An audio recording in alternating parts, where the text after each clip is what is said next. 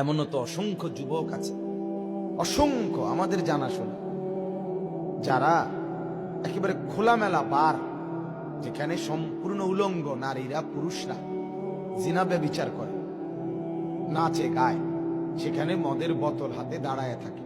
যতবার প্রয়োজন হয় তাদেরকে বোতল থেকে মদ সরবরাহ করে, এটাই তার চাকরি, এখান থেকেই লাখ লাখ টাকা বেতন ইনকাম। এখন আপনার কাছে কি মনে হয় টাকাটা? তাহলে এটা দেখার কি কোনো প্রয়োজন ছিল না? নাকি শুধু টাকা হইলেই? এরপরে গ্রিন কার্ড নেওয়ার জন্য, মানে নাগরিকত্ব, ইউরোপের অসংখ্য ছেলে চুক্তি ভিত্তিক বিয়ে করে ওই দেশীয় মহিলাকে।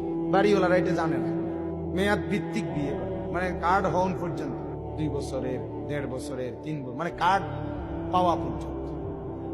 আপনি বলেন এরপরে টাকা রোজগার, এটা কি হলো?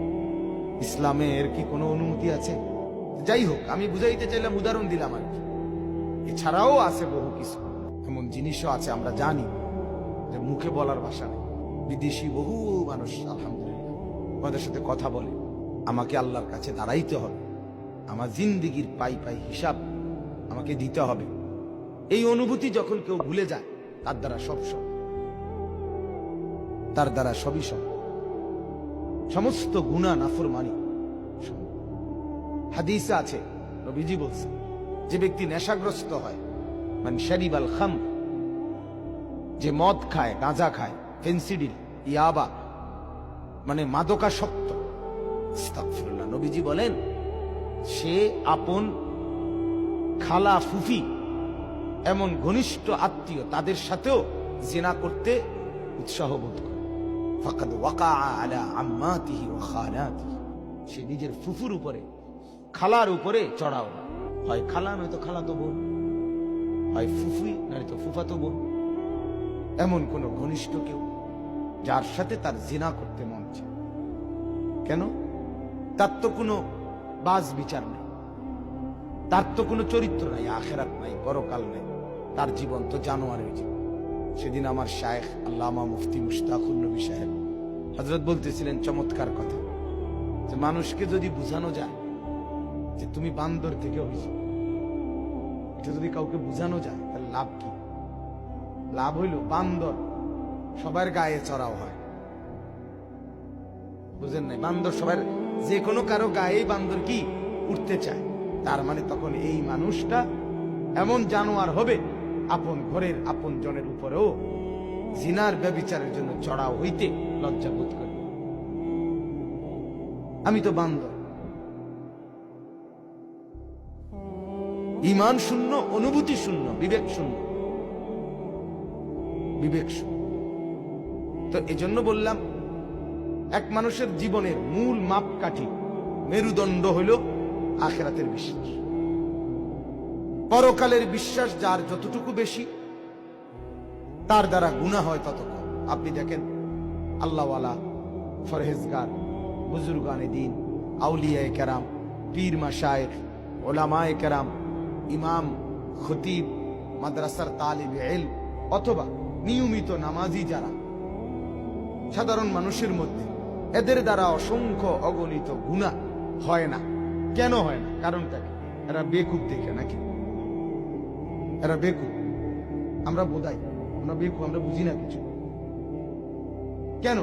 প্যাস হলো 24 ঘন্টা আমাদের দিলে ভয় কাজ করে, আমার তো আখিরাত আছে, আমাকে তো মরতে হবে, আমাকে তো হিসাব দিতে হবে, আমাকে তো আল্লাহর মুখোমুখি হইতে হবে। সেখানে আমি কি বলবো? সেখানে আমি কিভাবে বাঁচব? এই বিশ্বাস, এই অনুভূতি তাদেরকে গুনাহ থেকে বাঁচায়, আমলে উৎসাহিত করে। আপনারা এখন সবাই বলবেন যে মহিলারা এখন পাওয়ারে আছে, মহিলারা এখন পুরুষ নির্যাতন করে কেউ দেখে না। এটা বলবেন না, প্লিজ, আর বলবেন না। হয় 2-1টা ঘটনা ঘটে, কিন্তু এই দেশে এখনো মহিলারা নির্যাতিত। আপনি জানেন? আপনি জানেন মহিলা সকালবেলা ঘর থেকে, ঘুম থেকে উঠে, বাচ্চা কাচ্চা না থাকলে শ্বশুর শাশুড়ির জন্য বা নিজের জন্য বা নিজের জামার জন্য কাজ করতে হয়। আপনি 12টা বাজে, ঠিক 2টা বাজে ঘরে আসতে পারেন, মহিলারা এখনো থালা বাটি ধোয়া বাকি থেকে যায়, তরকারি কাটা কোটা থেকে নিয়ে। কোনো এফোর্টই ধরা হয় না এটাকে, কোনো কাজই ধরা হয় না এটাকে। আপনার বাচ্চাটা আপনার দুধ খায় না, আপনার বউয়ের দুধ খায়। মানে আপনি যা ভাত খান সে তা ভাত খায়। আর আপনার বাচ্চা আপনার বউ থেকে অর্ধেক জিনিস খেয়ে ফেলতেছে এবং আরো প্রয়োজনে বেশি খাচ্ছে ওর থেকে। আপনার দুধ আপনার সুগার হয়ে গেছে, ওটাকে কোনো এফোর্টই ধরা হয় না, কোনো কাজই ধরা হয় না। আপনি ঘরে আসলে মানে আপনার আলাদা মেজাজ থাকে, কারণ আপনি কাজ করে আসছেন। আপনার বউ সারাদিন ঘরে কাজ করলে কোনো মেজাজ নাই, ঠিক আছে, আপনি বড় পার্টটা করেন। আপনি কথা কথা তালাকের ধম দেন কেন?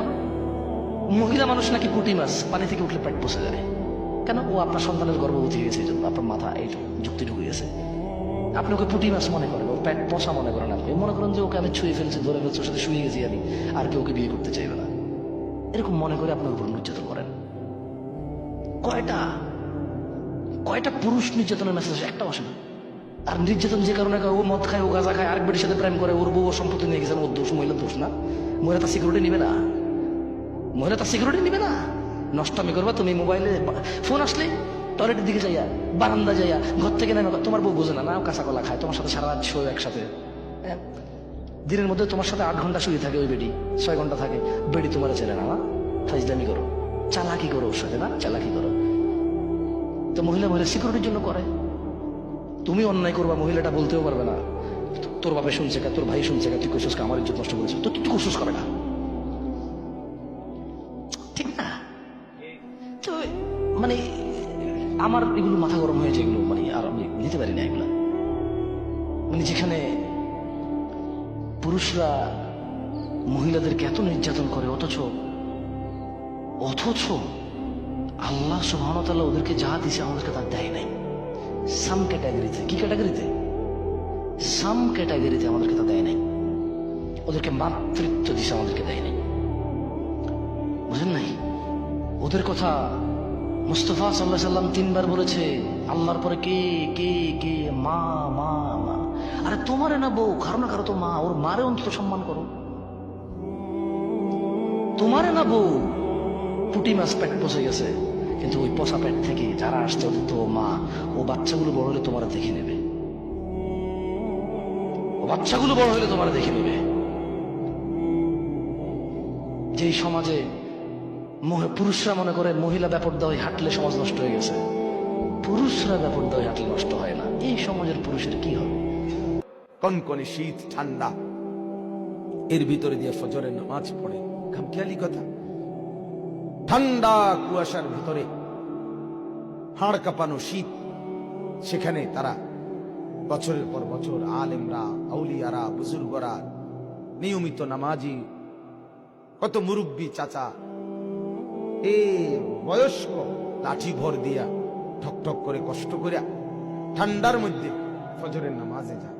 অথচ 30 বছরের দামরা জানোয়ার জীবনে কোনোদিন সেজদা দেয়। 25 বছরের তাগড়া, যার শরীরে যৌবন শক্তি সব আছে, কিন্তু এই জানোয়ারের মনেও হয় না আমার ফজরের নামাজ পড়া উচিত। কেন? ওই যে আখিরাত ভুলে গেছে। কি ভুলে গেছে বলেন? আখিরাত।